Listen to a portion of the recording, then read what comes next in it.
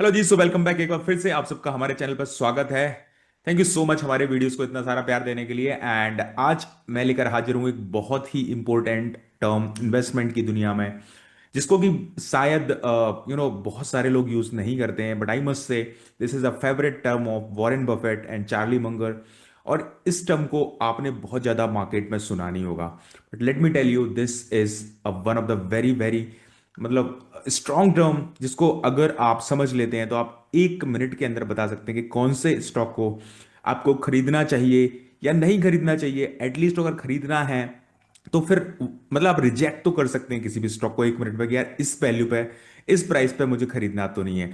अगर वो टर्म आपको पसंद आ जाता है तो हो सकता है आप उसकी अगली रिसर्च करें उस स्टॉक के बारे में, लेकिन किसी स्टॉक को अगर रिजेक्ट करना है तो probably that is going to be one of the most important thing. तो thank you so much. So we are going to start with earnings yield. सो सारी चीजें डिटेल में समझेंगे। अर्निंग यील्ड्स क्या होती है, कैसे हम इसको कैलकुलेट करेंगे, मैं उसको लाइव कैलकुलेट करके दिखाऊंगा आपको स्क्रीनर में जाके। एंड हम कुछ ऐसी कंपनियों को भी देखेंगे जो कि एक मिनट में आप जिनको बता सकते हो कि यार ये तो हमें नहीं खरीदना चाहिए, इस कीमत पर कैसे लोग खरीद रहे हैं इस स्टॉक को। ठीक है। So that is what we are going to discuss. And as usual हम लोग केस स्टडीज करेंगे, लाइव वीडियो में देखेंगे कि कौन सी कंपनी की क्या अर्निंग यील्ड है, आप कैसे देख सकते हैं स्क्रीन में जाके, बहुत ही सिंपल एंड आसान तरीके से। So without wasting any time let's get started. And अगर आपने अभी तक हमारे चैनल को सब्सक्राइब नहीं किया है तो please I request to subscribe the channel, because this is going to be gold mine for your investing and trading journey. Thank you so much. I hope you would have subscribe. Now let's get started. So guys, earnings yield का एक बहुत ही simple सा मतलब होता है कि कोई company जिसमें आप इन्वेस्ट करना चाह रहे हैं, इसको ऐसे समझते हैं, लेट से आप एफडी में इन्वेस्ट करते हैं और आप 100 रुपए वहां पर इन्वेस्ट करते हैं, तो आपको पता है 5-6% का रिटर्न आपको ईयरली बेसिस पर मिल जाता है। ठीक है। तो 100 रुपए इन्वेस्ट करने पे आपको 5-6% वहां मिल गया, दैट इज फॉर श्योर। अब इसी तरह अगर आप 100 रुपए किसी कंपनी में इन्वेस्ट करते हैं तो वहां से अर्निंग के बेसिस पर आपको कितना रिटर्न मिलता है, that is called the earnings yield. And यहां पर मैं बात कर रहा हूं करंट मार्केट प्राइस की, कि आप जैसे किसी स्टॉक की करंट मार्केट प्राइस अगर 4,000 रुपए चल रही है, तो 4,000 रुपए अगर आप इन्वेस्ट करते हो तो 4,000 रुपए में से उसकी स्टॉक्स की अर्निंग कितनी होगी। चलिए मैं आपको एग्जांपल के साथ समझाता हूं इस चीज को। सो लेट्स से यहां पर एक हुंडई मोटर का आपको दिख रहा होगा, हमने खोल रखा है चार्ट। एंड यहां पर 2,300 रुपए कुछ प्राइस चल रही है हुंडई मोटर इंडिया की। तो अगर आप 2,300 रुपए यहां पर खर्चते हैं, एक शेयर अगर आप खरीदते हैं, तो आपको कितने रुपए अर्निंग में मिल जाएंगे, बस यही समझना है। यहां पर आपको अर्निंग्स यील्ड दिख रही होगी 4.15%। इस दैट अगर आप 2,300 रुपए अगर आप इन्वेस्ट करते हैं तो 2,300 का 4% लगभग 80 रुपए कुछ आपको मिल जाएंगे अर्निंग्स के बदौलत। इसको अर्निंग्स को कैसे हमको समझना है, अच्छा अगर ये आपकी चार्ट पे अगर अर्निंग्स यील्ड नहीं दिख रहा होगा तो यहां पर ये प्रमोटर होल्डिंग जो दिख रहा है, इसमें आप टाइप करेंगे अर्निंग्स यील्ड, देखो यहाँ पर दिख गया होगा। जैसे ही आप इस पर क्लिक कर देंगे आपके यहाँ पर भी ऑप्शन में दिखने लग जाएगा। ठीक है। तो इसको कैसे कैलकुलेट करते हैं उसको एक बार समझ लेते हैं। यहाँ पर आप सीधे पेज पे पहुंचेंगे प्रॉफिट एंड लॉस में, और देखने जाएंगे जो करंट मंथ की यहाँ पर प्रॉफिट्स जो होंगे, ये जो हम पहुंच गए हैं 1,336 रुपए के करीब, 1,336 करोड़ रुपए के प्रॉफिट है यहाँ पर।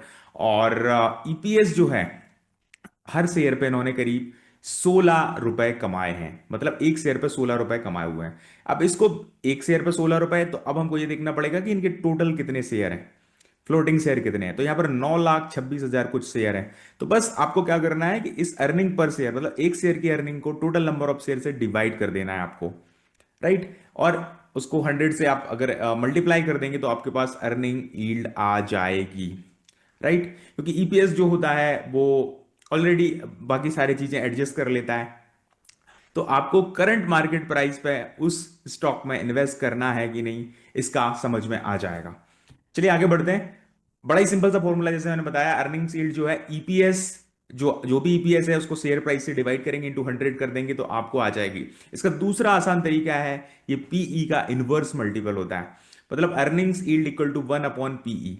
अगर पीई 50 है और आप उसको 1/50 कर देंगे तो 2% के लगभग अर्निंग्स यील्ड आ जाएगी। बट जैसा कि मैंने देखा कि पीई बहुत लोग यूज करते हैं बट अर्निंग यील्ड्स को बहुत कम लोग यूज करते हैं, जबकि ये डायरेक्ट सीधा सीधा आपको बता देता है कि कंपनी में अर्निंग का क्या पोटेंशियल है, राइट। अब मैं यहाँ पर आपको एक केस स्टडी बताना चाहूंगा कि अभी कुछ कंपनीज के आईपीओज आए हुए हैं, राइट। तो किस कंपनी में आपको इन्वेस्ट करना चाहिए, किस में नहीं करना चाहिए, किसको रिजेक्ट करना चाहिए, एटलीस्ट आउटराइट रिजेक्शन होना चाहिए, उसको आप समझ सकते हैं। बाकी सारी आप समझदार हैं, मैं सिर्फ इस टूल की वजह से बात कर रहा हूं कि आपको करना क्या चाहिए। सो लेट्स से यहां पर हम बात करते हैं कि एक अभी ग्रो कंपनी का आईपीओ आईपीओ आया। सो लेट्स से हम देखें पहले कि लेंस कार्ड कंपनी का आईपीओ आया। ठीक है। So it is lens card. देखो, बिजनेस अच्छा है नहीं है वो एक अलग बात है, लेकिन आज जो आप स्पेंड कर रहे हो उस पर आपका क्या पोटेंशियल है, क्या कुछ मिलेगा कि नहीं। अल्टीमेटली आपने जो प्राइस करी है कहीं वो बहुत ज्यादा तो नहीं कर दी है। देखो, हो सकता है कोई आप 100 रुपए की एक पेन खरीद रहे हो 10 रुपए का, बहुत अच्छा पेन है वो, लेकिन उसकी वैल्यू 10 रुपए, अगर उसी को आप 1000 रुपए में खरीदोगे तो it is going to be disasters for you. अब देखिए यहाँ पर 400 रुपए अगर आप खर्च करते हैं लेंस कार्ड पे, earning yield is 0.64%। This is disastrous in my opinion. मैं इस स्टॉक को इस प्राइस पे बिल्कुल भी नहीं खरीद सकता। आपकी अपनी रिसर्च है, आप जो चाहे कर सकते हैं, बट ऑब्वियस सी बात है। बट यहां पर 0.6%, मतलब जो जनरल अगर हम प्रिवेलेंट इंटरेस्ट रेट्स की बात करें तो वो भी 5-6%, एफडी में भी 5-6% मिल रहे हैं। एंड आई नो कि जो ग्रोथ स्टॉक होते हैं उनमें उनमें आप थोड़ा सा इसको अंडरमाइन कर सकते हो कि चलो समझ में आता है, बट 0.6%, 0.64%। एंड दूसरी चीज यहां पर आप देखेंगे तो कंपनी ने किसी तरीके से प्रॉफिट दिखाना शुरू करे हैं। और वहां पर देखिए, यहां पर देखिए ना, ईपीएस इनका 3 रुपए 83 पैसे कुछ का ईपीएस है। और यहां पर इनके जो फ्लोटिंग शेयर हैं 5,43,000 करोड़ शेयर हैं, 5,43,000 सॉरी शेयर हैं।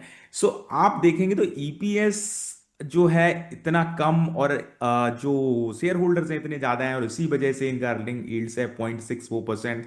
तो this is outright rejection for me on this price. मतलब मैं कम से कम इस प्राइस पर नहीं खरीदूंगा। यस, हो सकता है अगर इसकी प्राइस नीचे जाती है प्लस अर्निंग्स बढ़ती है, then I I might purchase this business. अब इसमें क्या होता है कि इसीलिए मैं कहता हूं कि आईपीओ के टाइम पे ऑलमोस्ट एवरी टाइम आपको थोड़े से नहीं, काफी ज्यादा महंगे बिजनेस मिलते हैं। देखिए, 70,000 करोड़ का मार्केट कैप चिपका दिया गया है आपको, विच इज, मुझे नहीं लगता कहीं से कहीं तक भी सेंसिबल है।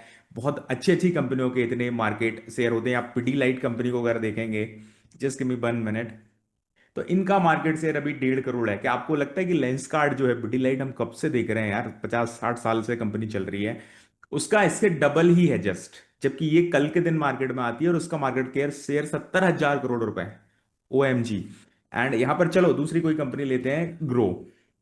सो इसके earning yields is comparatively better. तो अगर मुझे लेंसकार्ट और ग्रो में अगर मुझे इन्वेस्ट करना हो तो कंपैरेटिवली मैं बोलूंगा कि मैं इसमें कंफर्टेबल रहूंगा। यस, मैं आगे की रिसर्च करूंगा कि ग्रोथ पोटेंशियल किस में ज्यादा है।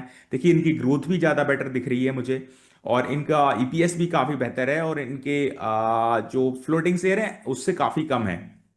मतलब उनके 5 लाख 5.5 लाख थे, इनके लगभग 5 लाख हैं, बट ईपीएस देखिए बहुत ज्यादा है। तो अगर इनमें कंपैरिजन करना हो तो I would prefer this stock. तो यहां पर बस यही समझने की बात है, बट यहां पर इसके कुछ लिमिटेशंस भी है, वो मैं आपको समझाना चाहूंगा कि यहां पर जस्ट सिंपल एक एग्जांपल दिया हुआ है कि किसी स्टॉक का ईपीएस 30 है और आज की मार्केट प्राइस 4,000 चल रही है, तो 0.75% उसका, जो कि मैं आपको ऑलरेडी समझा चुका हूं।